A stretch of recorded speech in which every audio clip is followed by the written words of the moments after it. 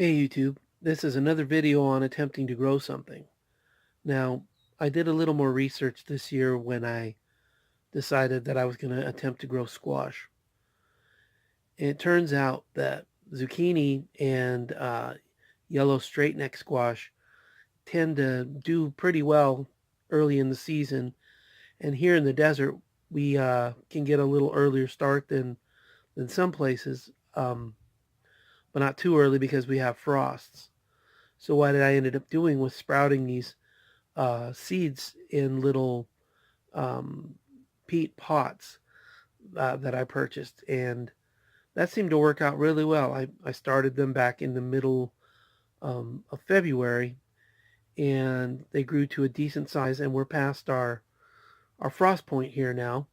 And if we do get threatened with frost, I'll cover them up and protect them. But it seems like this would be a good time to get them in the ground. It's about April 20th or so, I'm guessing.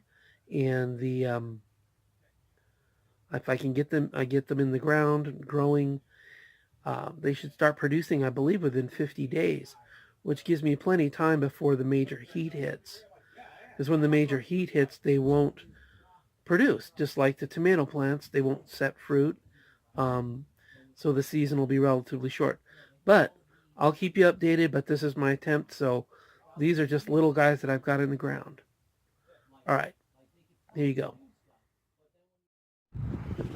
This year, I decided to try growing squash, specifically zucchini and yellow straight neck squash. Now, I started these in the house a month and a half ago when we still had plenty of frost and an occasional little snow. But we're supposed to be past our frost point now, so I have 14 of these planted, and I'm utilizing what I have available, the topsoil that's here, and cow manure. So I figure those are the kind of things that I'll have access to if things ever really go bad. Plus, I'm lucky in the one respect that I have a well available to me, so I can always get water. Even without electricity, I can get the water out of there. I've